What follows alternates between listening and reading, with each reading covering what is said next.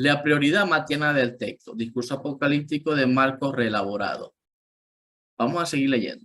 Importante esto. Fíjense cómo Mateo hace el planteamiento para el año 66-70. Aquí creo que estos son los textos más claves para diferenciar ambas guerras. Este es el texto clave para mí dentro del discurso de Marcos 13. Fíjense cómo lo plantea Mateo. Dice así: cuando veáis pues la abominación de la desolación anunciada por el profeta Daniel, erigida en el lugar santo, el que lea, que entienda. Entonces los que estén en Judea huyan a los montes, el que esté en el terrado no baje a recoger las cosas de su casa, y el que esté en el campo no regrese en busca de su mano.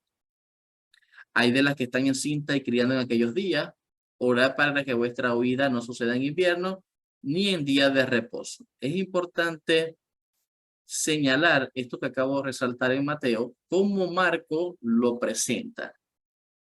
¿Ok? Aquí vemos la destrucción de Jerusalén en el año 70, el discurso apocalíptico de Mateo. Ahora fíjense cómo lo conecta Marco a través de una reelaboración para el 132.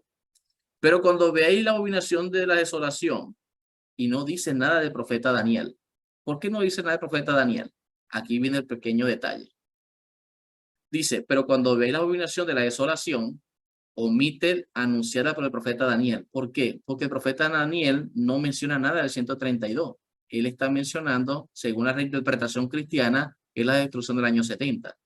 Por eso no lo menciona, se lo calla. Dice, erigida, o sea, levantada, en este caso el templo a Júpiter.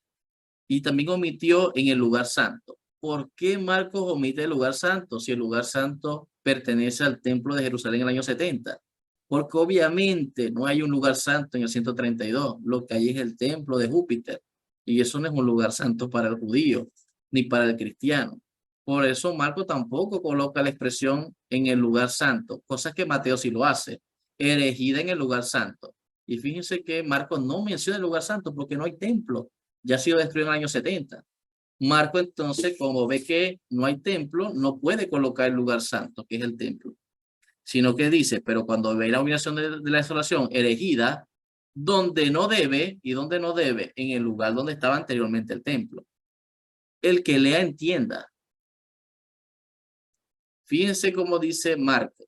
Entonces los que estén en Judea huyan a los montes, y el que esté en el terrado no baje ni entre a recoger algo de su casa, y el que esté por el campo no regrese en busca de su manto. Aquí también hay otros detalles.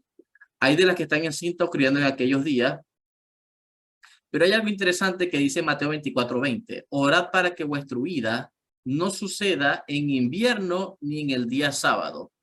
Ahora, ¿por qué en el día sábado? Porque los cristianos todavía para esa época guardaban el sábado, porque eran también casi, los cristianos y judíos prácticamente practicaban casi que lo mismo. Ahora hay un detalle, Marcos no coloca el día sábado, porque los cristianos para 132 ya no guardan el sábado.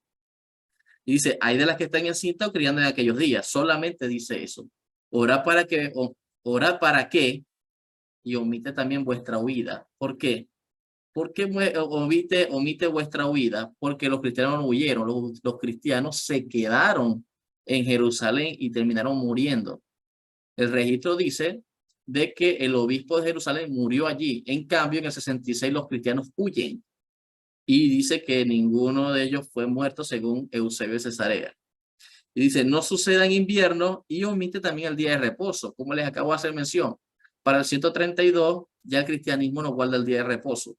Por eso no le afecta de que si es el día de reposo, de todas maneras, no hay problema. Pero en Mateo sí habla del día de reposo porque para ese tiempo todavía el cristiano guardaba el sábado.